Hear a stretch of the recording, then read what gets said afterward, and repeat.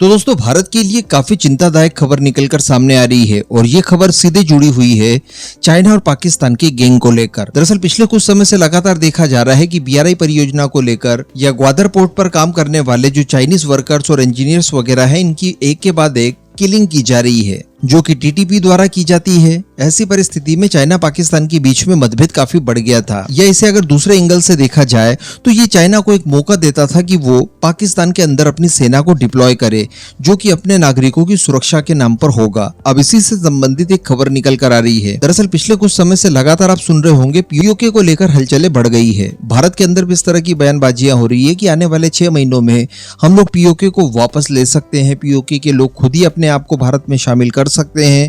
POK के अंदर भी इस समय काफी विरोध प्रदर्शन हो रहे हैं, उनकी स्थिति काफी ज्यादा गंभीर है। ऐसी परिस्थिति में चाइना और पाकिस्तान को काफी डर सता रहा है कि कहीं वास्तविकता में POK हमारे हाथ से न निकल जाए, क्योंकि अगर ऐसा होता है तो पाकिस्तान की तो नाक कटनी है, लेकिन चाइना की बात की जाए तो उसका बहुत सारा इन्वेस्टमेंट POK में फंसा हुआ है और उसकी जो महत्वाकांक्षा है वो POK से होकर ही जाती है, हम सभी जानते हैं।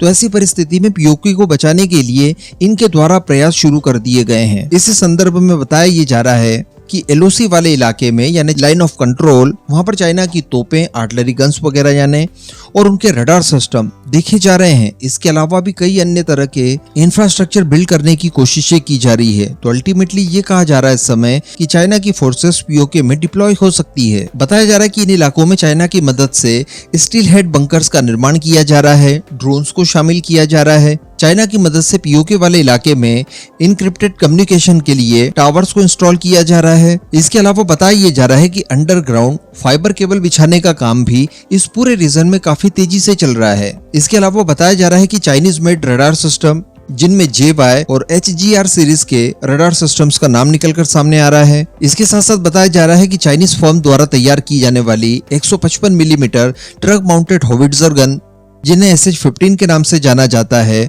उनकी डिप्लॉयमेंट वगैरह भी इस रीजन में करवाई जा रही है। तो कहने का मतलब इंटेलिजेंस हासिल करने के लिए, कम्युनिकेशन करने के लिए, अपनी सुरक्षा करने के लिए और ऑफेंसिव अटैक करने के लिए सभी तरह की चीजें यहाँ पर स्थापित की जा रही है। हालांकि ये जरूर बताया जा रहा है कि जो फ्रंट लाइन होगी पाकिस्तान की ओर से, उसमें चाइनीज सोल्जर्स और कमांडर आपको देखने के लिए नहीं मिलेंगे। लेकिन कुछ चीजें जो इंटरसेप्ट की गई है अभी तक, उनके अनुसार जो चाइनीज सेना है वो LOC पर बने अंडरग्राउंड बंकर्स में आपको मिल जाएगी। कहने का मतलब वो पीछे से बैकिंग करेंगे, रणनीति तैयार करेंगे और जो मरना मारना है वो काम पाकिस्तान की सेना के ऊपर छोड़ा जाएगा। इसके अलावा भी बताया जा रहा है कि कई बेसिक इंफ्रास्ट्रक्चर के काम किए जा रहे हैं, सड़कों का जाल बिछाया जा रहा है, ये भी चाइना की तरफ से किया जा रहा है। बताया जा रहा है कि चाइनीज एक्सपर्ट्स POK की लिपा घाटी में एक टनल के ऊपर भी काम कर रहे हैं। टनल निर्माण का कार्य किया जा रहा है, जो कि काराकोरम राजमार्ग से सीधे कनेक्टिविटी प्रदान करता है। और बताया जा रहा है कि इस रोड को ऑल वेदर रोड के हिसाब से बनाया जा रहा है, यानी किसी भी मौसम में कनेक्टिविटी